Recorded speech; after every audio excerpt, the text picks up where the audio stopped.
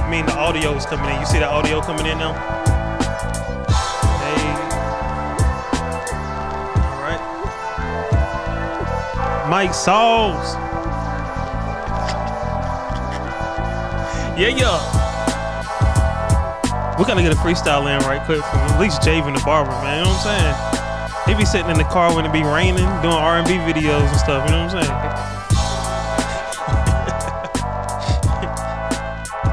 That's my boy.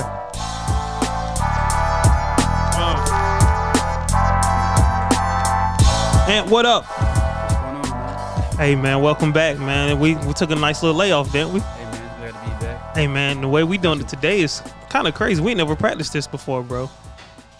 No, man. We got guests today, like A lot of guests. company. You know what I mean? A lot.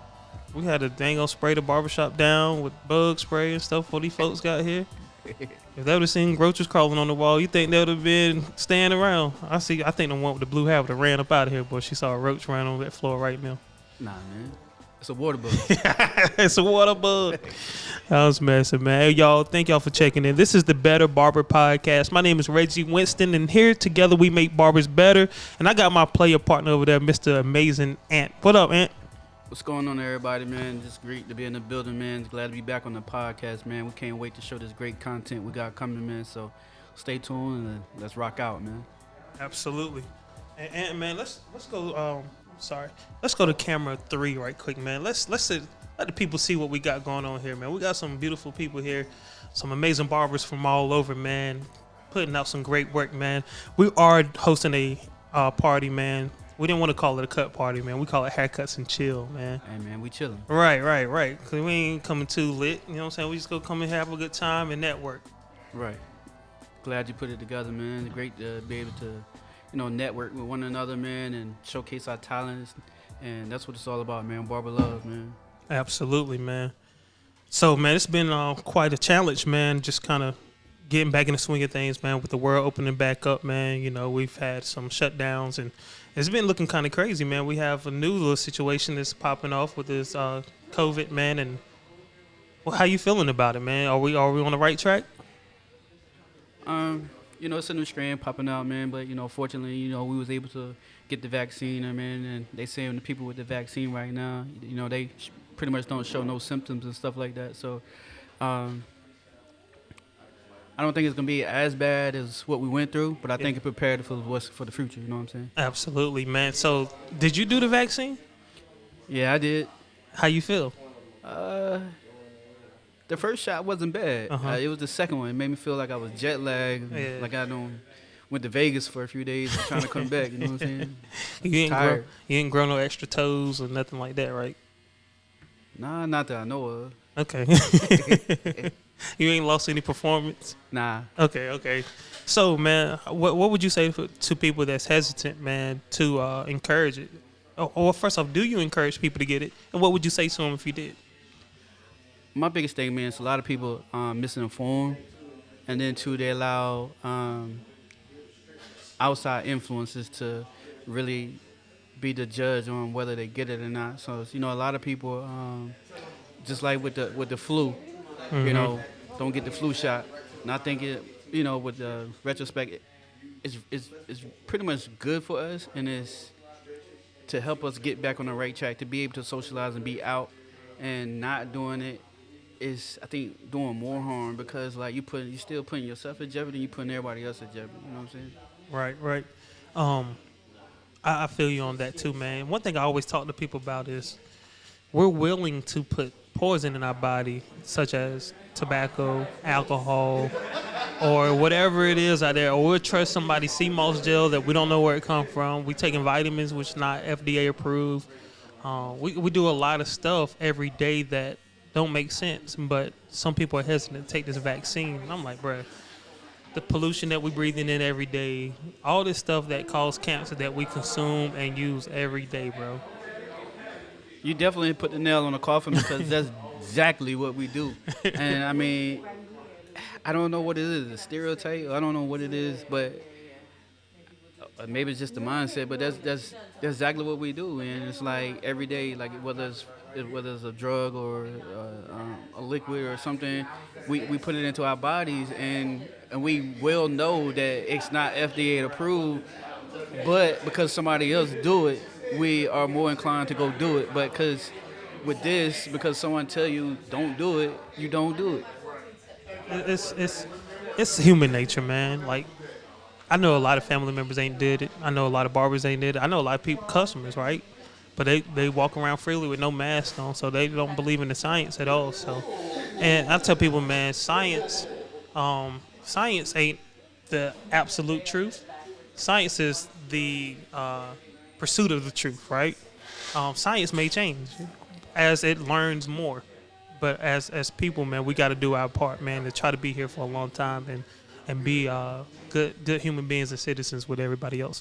But anyway, let's get off of that, man. Let's talk about some of this barber stuff, man. You got a barber battle coming up soon, man. September 12th, MLB, right? Yeah. Nice, man. What are you looking forward to, man? We were shut down last year, man. Talk to me. What's on your heart? What you want to see? Most important, man, is the fellowship to be able to come out. Like you once again, what we're just talking about, we was all sitting in the house on COVID, you know. So to be able to get out and fellowship with one another and just see what everybody has learned while it was, being at home and during COVID, But we got a lot of new categories this year that I'm intrigued. I mean, we still get a lot of requests for the tag team, but we replaced that this year with the Nas cut. So that's going to be kind of interesting to see how people, gravitate towards that. The Nas cut is a fade with the part, right? The signature part, yeah. He don't have a beard. He just had like a mustache or a goatee, right? Yeah, mainly, yeah. Just a mustache. It's going to be dope. The Nas fade. That's dope. And we were looking to see if Marcus Harvey, the one that actually cuts Nas, can be somewhere, whether it's on a Zoom or whether it's in person, to come and judge or something like that. Because that would be very impactful and set up a nice little buzz. Absolutely, man. Shout out to Marcus Harvey, man, for being an iconic barber, man, making iconic looks. He's Nas' personal barber. If you listen to this podcast and you're not sure who Marcus Harvey is, he's an Atlanta-based barber who cuts Nas' hair. Works with Belleville as well. He real impactful, man. Shout out to the Barber Stars. He still got that show? Yeah. Ghost Brothers. Ghost Brothers. Yeah. So he act too. He's a comedian. He do some of everything, man. I heard he was all-state hula hooper back in 1996, man, back in Atlanta, man. Shout out to Marcus and his hula hooping skills, man. He also got the what's it called? Isn't his studio like a for art, like an art museum, art gallery or something like that? Yeah. And y'all, I'm just jonesing, man. Marcus, he ain't out here hula hooping, man. But the way he handled his business, man, he's juggling, man. So he doing an amazing job with that. Then we got Russ joint coming back up in October, Slave Wars. Yeah, October 17th.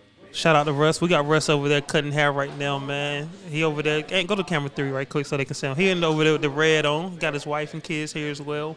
So shout out to Russ, man. That's gonna be a dope one, man. You ever been to Slave Wars? I think I went one 1 year. Matter of fact, I think it was the first year. Yeah, Slave Wars dope because they do fashion show / barber battle. And it's really dope. You have some dope fashion that come through their designers with their own brands, and they incorporate it somehow into barbering, and the barbers be on stage cutting while they doing the modeling. It's dope, yo. It's really dope. And he also was in the the 100 Suits. Yeah, 100 Men in Suits down in Greenville, man. Russ is he's impactful in Greenville, man. He's a foundational piece in Greenville, man. Anybody that go through Greenville, North Carolina, man, they know Russell Shaw, man. And shout out to his partner Omar, man. He's a really dope brother too. So yeah, man. That's the 2 shows that's coming up. CT coming up. That's August. Yeah, that's next month. That's gonna be crazy. I'm not going. You thinking about going to? I don't know if I'm ready yet. I would like to go, but but I don't think I'm ready yet. And this is no shade, man. This is no dig at nobody, man. It's not really a show designed for ethnic hair, black people hair, right? A lot of the brands that represent a lot of the people that show up are either Hispanic or just other races with straight hair. and a lot of products are designed for those people, and the brands are for those people. We definitely could use more representation there at the show. And I think, we have to show up first before our brands show up too. Because if we're not showing up and our brands are not selling anything in there, they're not going to show up either. So, Right. we got to do better with showing up and being part of the show. But I love what Jay Major's doing with CT. Shout out to all the people involved with CT. It's a big show, Big bro. show. It's a really big show. Bronner Brothers is coming up in New Orleans. That I want to do. I really would love to. Right. I love New Orleans, So Yeah. That's what's up, man. I would like to do that too, man. I I remember just they want to used get to do paid a though. cruise. I don't want to go. I don't want to pay to go, man. I want to get paid to go. I'd rather work it than just go there and spend my money. Yeah. yeah. New I Orleans. would like though. to go though. Yeah. Yeah. I don't know, man. We'll see, man. We'll try to figure What is that? something out. Is it August? It is. August. Yeah. That's next month. Is that the same time as CT? I want to say it's like the 29th. Oh, you know what's going on the 29th? What? The Barber Battle Blueprint. Right. Come on now. The Barber gotta tell Battle them about Blueprint that. is on the 29th. For all us listening, man, we're doing a class here at the barbershop. It'll be, you can get 3 different tickets. You can get a virtual ticket so you can watch it anywhere and be a part and do some Q&A. We have a in-person where you just come in and you want to be involved and you want to listen and ask your questions and see. And we also have hands-on where you can bring a model. But we're going to teach barbers how to win barber battles. Winners use systems, and we teach those systems. That's what we got going on, man. That's a win-win with all these, we all these battles going on, the competition. So it's good incentive to come and learn and see what the judge is actually looking for. Absolutely. So you don't And- walk away with nothing. Right, and how to select your model, how to prep your model, and just really how to, what's the word I'm looking for? How to maneuver through the barber battle. And, you talked about attitudes and how you present yourself. A lot of people, kind of kill themselves on that alone, man, getting mad because they didn't win and want to shade the judges and then talk bad about the barber battle itself and I ain't never coming back. Well, we don't need that type of energy. Right, your professionalism is everything, man. You got to be able to showcase that no matter what the outcome of the contest, you got to remain the same. Right. That's what's up, man. Look, man, we got to pull somebody, man. We got to pull a guest up right quick, man. Who you thinking, man? I'm thinking Mike Sauls, man. Man, that's what I was thinking. Mike Sauls. Mike Jones. Let's pull Mike. Mike, come on over, have a seat with us right quick, Mike. We got brother Mike Sauls coming to the building, man. Huh? He in here. Mike, what's good, brother? Yeah, man, y'all. This is Mike Sauls. Mike, give them some information. Who is Mike Sauls? Mike Sauls is an unorthodox, real man. Come on At now. the end of the day, Yes, sir. Yes, sir. that's all you need. And Mike Mike, Jones. what bring you here to the haircut and chill, man, party, man? You man, Come on, You man. know, Don't you, do you me my like brother, that. man. You already know, Yes, man. sir. You my brother, Reg. You know what I'm saying? I love you, bro. And Likewise, bro. I'm just coming to support. Brought my students out, and I'm just coming to support, man. I want them to get exposure to this because they in school, and so I want them to have the exposure and know somebody that's good that's working in the business. You know what I'm saying? So when you say students, man, you mean that you're a barber school instructor? Yes, sir. At Wake Tech, correct? Yes, sir. Awesome, man. Yes, and sir. Are you doing day and nights or? I'm actually doing day and nights now, and we're always looking for new students. Awesome. So, you know. How many students you bring today, man? I got about 5 students today. That's what's up, man. Yeah. And what do you want them to see out? Other than people cutting hair, what do you want them to see at Haircut and Chill? And what type of barbers do you want them to be once they get out of school? Well, the type of things I want them to see, like the camaraderie. I want them to see the different techniques and the different styles of cutting that different people have. The type of barbers that I want them to be is like the sky's the limit. You could do anything with this field. Like I tell them, we can make just as much, because y'all know, y'all barbers, y'all know people look down on our profession, but we can just make just as much money as a doctor or a lawyer in a year. So I want them to be sky is no limit. barbers. Absolutely. And what's your mascot? The Eagles? Huh? Y'all the Eagles, right? Yes, sir. Eagles only fly with Eagles. Exactly. Come on now. Exactly, Yes, man. sir. Yes, sir. Exactly. Yes, sir. Man, and Mike, when the last time you used the clippers yourself, man? When the last time you had some in your hand, I'm man? still cutting. I love Okay. what I do. I'm still cutting. The number one cut king. Come on now. Cut king. I ain't saying I'm the king of cutting. Yep, I'm just the king that know how to cut. Yeah, that's what I'm talking about. You know. Hey, talk your shit, man. You know, you my brother, man. You Yeah, can talk, you man. know I'm talking about shit, Anybody right? want to come at you, I got them. Yeah. You know, I know you can cut. I seen it. Yeah. Yeah. I still work. I still cut in the barbershop though. Not too many hours in the barbershop, but I can do that because I'm seasoned now. You know, Yeah, I can absolutely. control my money the way I want it to go. But I'm more trying to, focus off with the teaching. So Yeah, man. You been cutting now? How long? about 15 years now. Nice, About nice. 15 years now, man. And I love what I do. And if you're a barber, and that's what I try to teach my students too, like you have to love what you do. I don't even feel like I'm going to work. I don't consider it work. So And Mike, you came in when it was just the Masters, the 76ers, and the T Outliners. If you had that set up, you was a bad boy. you was a bad one. Come on, in the definitely had fast that set feeds, up. in the fast In the feeds. fast feeds. Yes, yes. Yeah. You seen a lot change, bro. Yes, sir. Yes, How do you sir. like the change, man? How are you adjusting to it? And how do you like it, man? You see it being good or? I see it being good. Things, grow. It's just growing. The field is just growing. And then it's some stuff that's coming back around too. So, but I see it growing. Yeah. And I like to grow. Nice, I like to nice, grow. nice. What about the barbershop in general? I know you had a barbershop and you said you sold. I actually, if y'all don't know, I used to work in Mike Barbershop, so that's how we built a relationship, man. But Mike, what do you see? How do you like how barbershops are going now? As far as what though? Well, you sold a barbershop a year ago. Yeah. Why did you sell? Because I had a partner in it, and our ideas was like going elsewhere. Okay, And okay, so okay. we just parted Okay, ways okay. with that.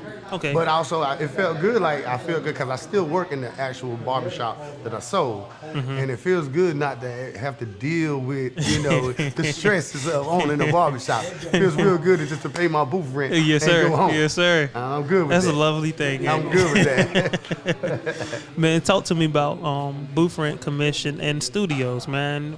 Well, like for my students, I want to gear them towards commission because of the fact they didn't come out, they don't have any clientele or anything like that.